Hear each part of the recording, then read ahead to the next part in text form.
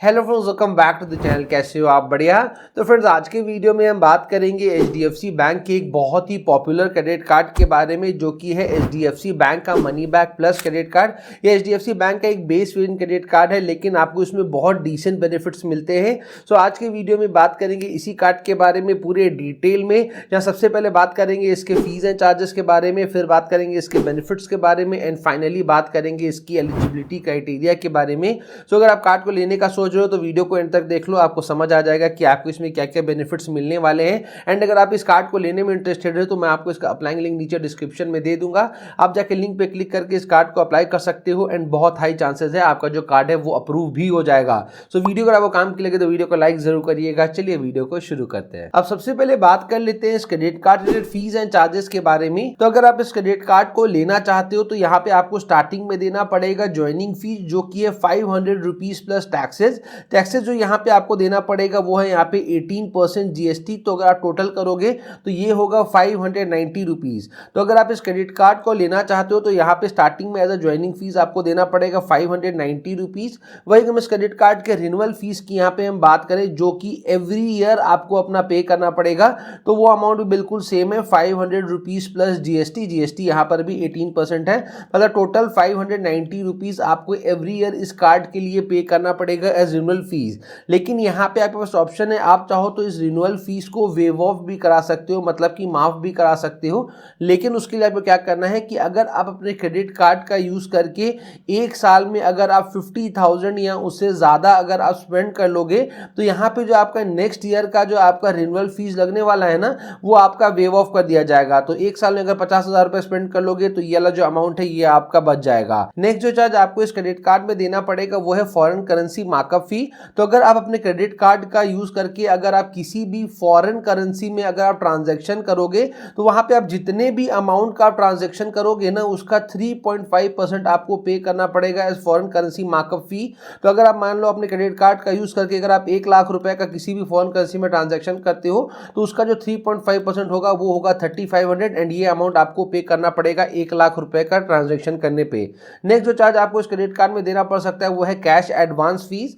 तो अगर आप अपने क्रेडिट कार्ड का यूज करके अगर आप एटीएम से कैश विड्रॉ कराते हो तो वहां पे आप जितने भी अमाउंट का आप कैश विड्रॉ कराओगे उसका 2.5% या फिर 500 जो भी ज्यादा है वो आपको यहाँ पे करना पड़ेगा। तो एग्जांपल से आप समझ लो, अगर आप अपने क्रेडिट कार्ड का यूज करके अगर आप एटीएम से फॉर एग्जांपल 1,000 रुपए का कैश विड्रॉ कराते हो तो उसका जो 2.5% वो होगा 25 रुपए।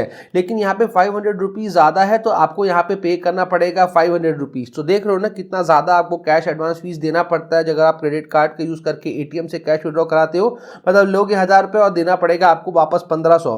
एक एग्जांपल और समझ लेते हैं कि अगर आप क्रेडिट कार्ड का यूज करके अगर एटीएम से 30,000 रुपीज अगर आप कैश विड्रॉ कराओगे तो यहाँ पे उसका जो 2.5% होगा वो होगा 750 रुपीज, जो कि 500 रुपीज से ज्यादा है।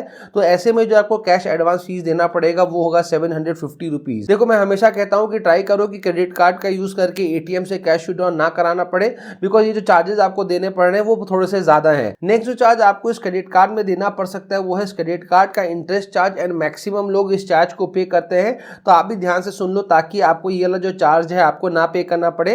तो फॉर एग्जांपल अगर आपके क्रेडिट कार्ड के बिल पेमेंट करने का जो ड्यू डेट है वो एवरी मंथ का 29 को है, लेकिन किसी भी रीजन से अगर आप इस डेट को अपने बिल को नहीं पेमेंट करते हो, चाहे आपके पास फंड्स का शॉर्टेज हो गया हो या फिर अगर आप भूल गए हो पेमेंट करना, मतलब किसी भी रीजन से अगर आप 29 को बिल नहीं पे करते हो तो यहाँ पे आपको लगेगा बहुत ही हैवी इंटरेस्ट, जो कि है 3.6% पर मंथ का। इसको अगर आप एनुअली कैलकुलेट करोगे तो 43.2% पर एनम का इंटरेस्ट देना पड़ेगा अगर आप बिल को टाइमली नहीं पे करोगे तो। एंड साथ ही आपका क्रेडिट स्कोर है ना वो भी आपका नीचे चला जाएगा अगर आप टाइमली नहीं पे करते हो तो। एंड आप जब भी बैंक से लोन लेने के लिए जाते हो या फिर अगर आप क्रेडिट कार्ड लेने के लिए जाते हो तो सबसे पहला चीज चेक होता है वो होता है आपका क्रेडिट स्कोर, जो कि हेल्दी होना चाहिए, तभी आपका बैंक का लोन या फिर क्रेडिट कार्ड अप्रूव होते हैं। तो हमेशा बिल को टाइमली पे करो ताकि आपका क्रेडिट स्कोर भी बना रहे और आपको ये जो इंटरेस्ट चार्जेस है वो भी आपको ना पे करना पड़े। अच्छा, आपको यहाँ पे एक और चार्ज पे करना पड़ता है अगर आप बिल को टाइमली नहीं पे करते हो, जो कि है लेट पेमेंट चार्जेस।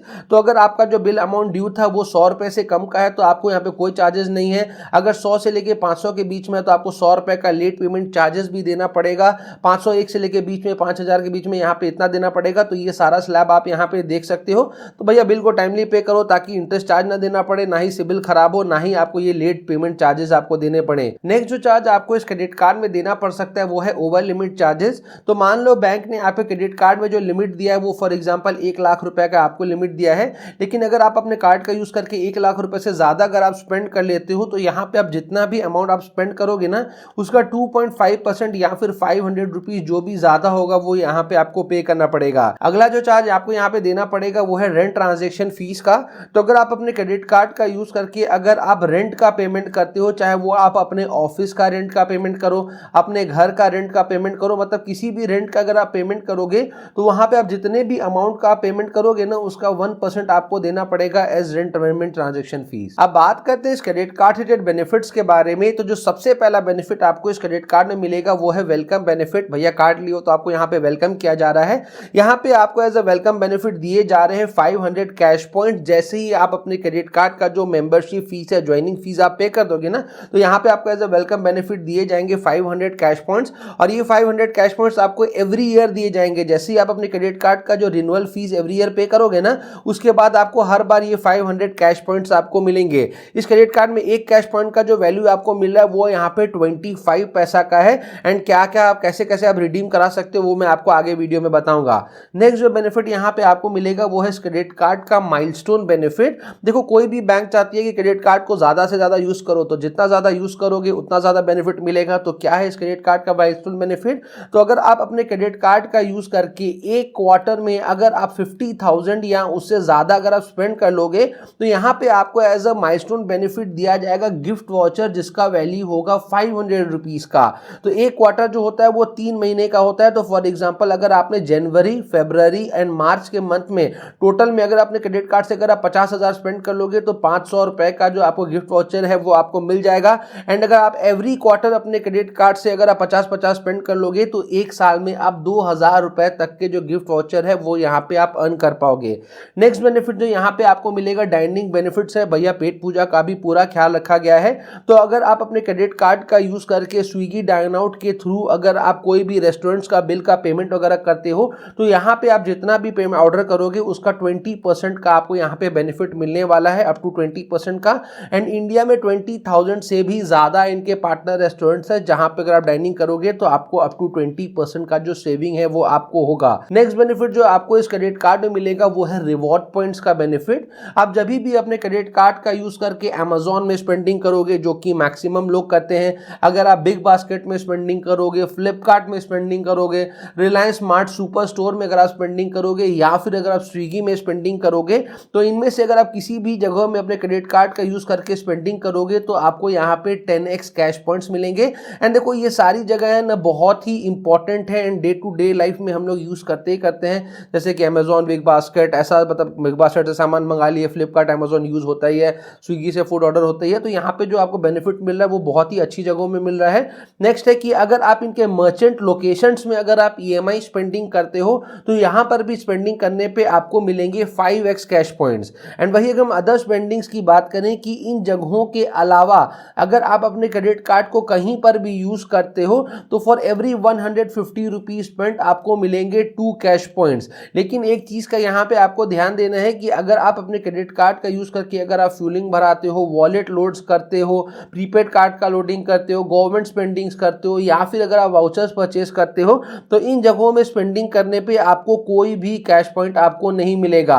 और एक चीज का यहाँ पे आपको ध्यान देना है कि ग्रोसरीज में अगर आप स्पेंडिंग करते हो तो एक मंथ में जो मैक्सिमम आपको बेनिफिट होगा वो 1000 पॉइंट्स तक का ही होगा। अगला बेनिफिट जो आपको इस क्रेडिट कार्ड में मिलता है वो है लॉस्ट कार्ड लायबिलिटी कवर का बेनिफिट। एंड ये आपके क्रेडिट कार्ड के यूजेज को ना बहुत ज्यादा सिक्योर बना देता है। मान लो अगर आपका क्रेडिट कार्ड कभी गुम हो जाता है या फिर चोरी हो जाता है, उसके बाद अगर आपके क्रेडिट कार्ड से किसी भी तरह का फ्रॉड ट्रांजैक्शन अगर होता है तो उसके लिए आप बिल्कुल भी लायबल नहीं रहोगे। लेकिन उसके लिए आपको क्या करना है, जैसे ही आपका कार्ड गुम या चोरी होता है ना उसके बाद इनका 24 आवर कॉल सेंटर है, वहां पे आपको कॉल करके अपने कार्ड का जो लॉस है आपको रिपोर्ट कर देना है, मतलब कि चोरी हुआ है, गुम हुआ है, जो भी है आपका बता देना है। और उसके बाद अगर आपके कार्ड से किसी भी तरह का फ्रॉड ट्रांजैक्शन होता है तो आप उसके लिए आपको टेंशन बिल्कुल भी नहीं लेना है।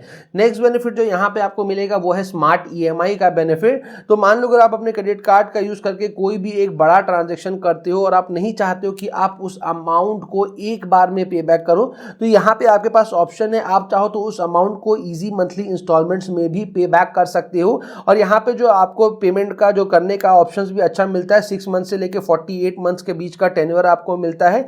लेकिन एक चीज का आपको ध्यान देना है कि आप जब भी स्मार्ट ईएमआई में कन्वर्ट कराओगे ना, तो आपको यहाँ पे 499 रुपीज का जो प्रोसेसिंग फीस है वो आपको देना पड़ेगा। 499 रुपीज प्लस जीएसटी आपको देना पड़ेगा एज अ आपका प्रोसेसिंग फीस। कार्ड के अगले बेनिफिट की यहाँ पे हम बात करें तो यहाँ पे जब क्रेडिट कार्ड मिलता है वो आता है कॉन्टैक्टलेस टेक्नोलॉजी के साथ, जहां पे हर बार क्रेडिट कार्ड से पेमेंट करने के टाइम आपको अपने क्रेडिट कार्ड को ना स्वैपिंग मशीन में स्वैप करने की जरूरत है, ना आपको वहां पे पिन डालने की जरूरत है। आपको सिंपली अपने क्रेडिट कार्ड को स्वैपिंग मशीन में एक बार टैप करना है और आपका जो पेमेंट है वो सक्सेसफुल हो जाएगा।